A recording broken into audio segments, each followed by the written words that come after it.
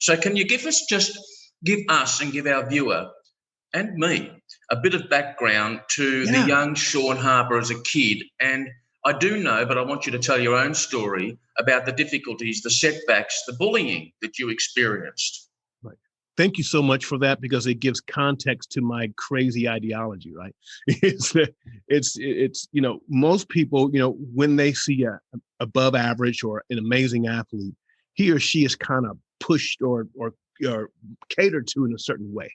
They're in the best sports and the best travel teams. And in some countries, they'll put you in the Olympic, camps. And nothing could be further from the truth for me.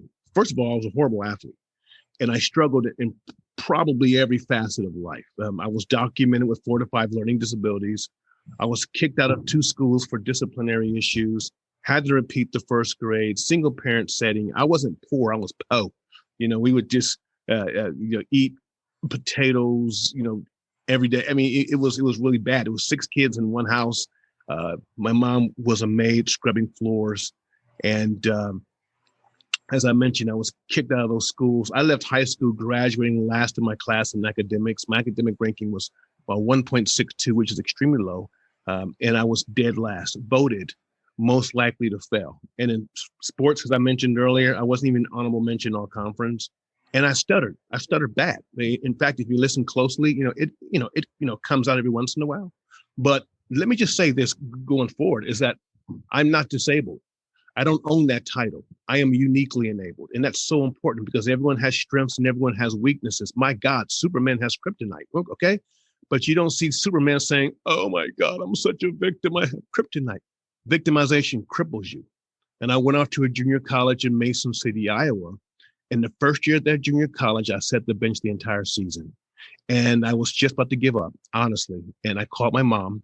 My mom encouraged me. And then I had this conversation. And the conversation was, you're right.